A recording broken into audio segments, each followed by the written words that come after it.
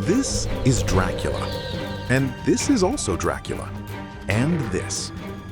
One 1897 novel about a centuries-old monster who drinks blood, can't die, and seduces people to their doom has been quietly rewritten into almost every dangerous but magnetic character in games, movies, and TV for the last 100 years.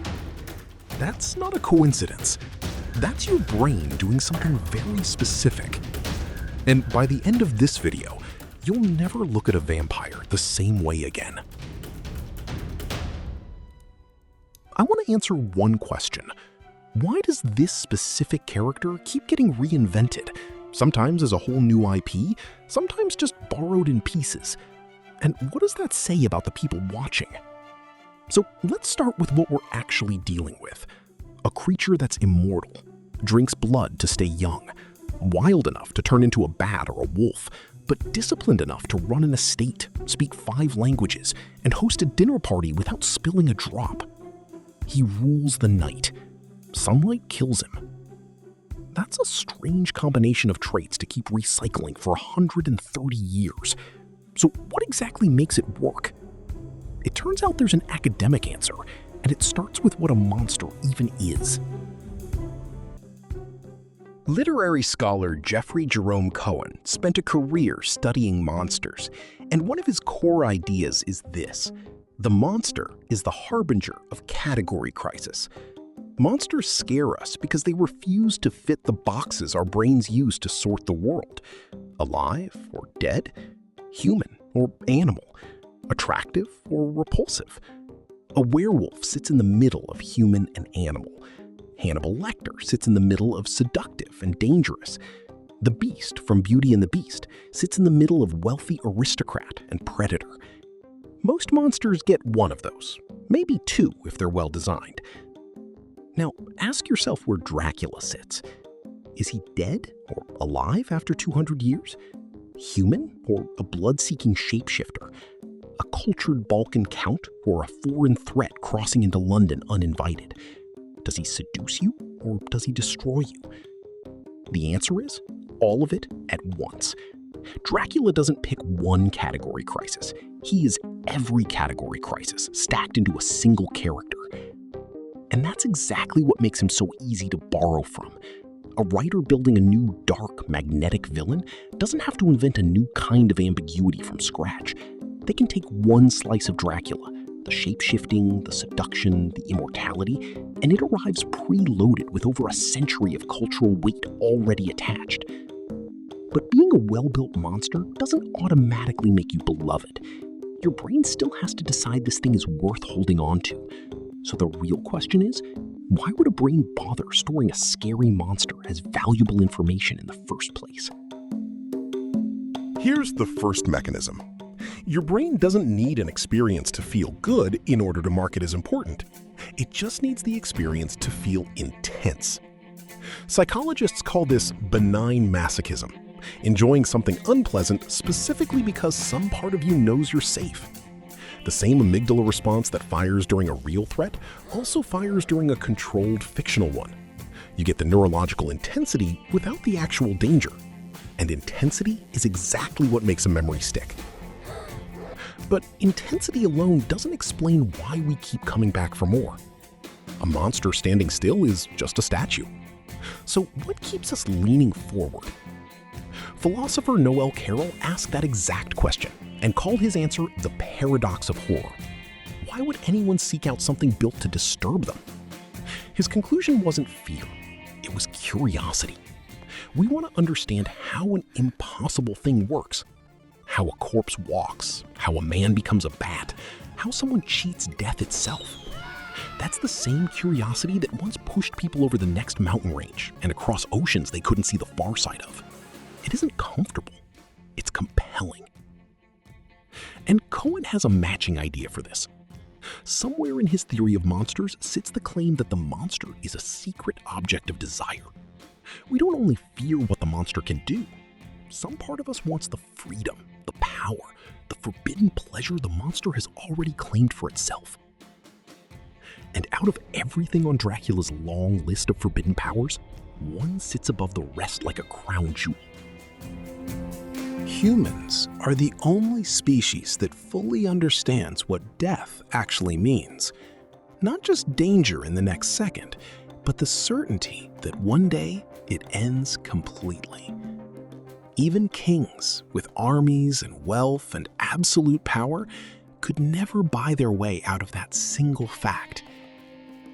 That knowledge is a real psychological wound, and the fear of it may weigh just as heavy as death itself.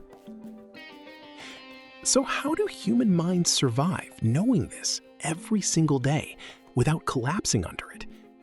Psychologists have an answer called terror management theory. The idea is simple. We cope with the fact of death by attaching ourselves to something bigger than our own lifespan. A belief system, a legacy, a story we're part of that keeps going after we're gone. Religions, ideologies, myths, and yes, movies and games all partly exist to hand us that bigger story.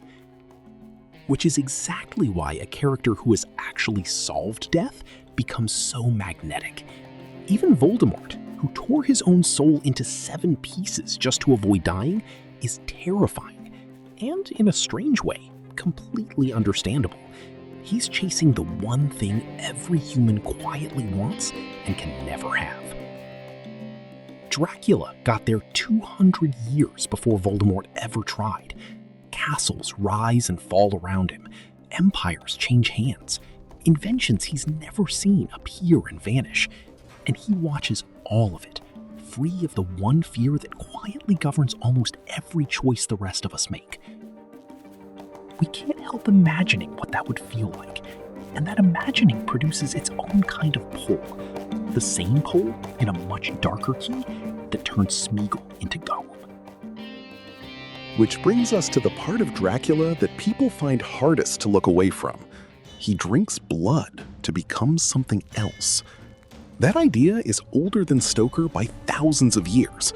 Anthropologists call it sympathetic magic, the ancient assumption that consuming something transfers its qualities to you.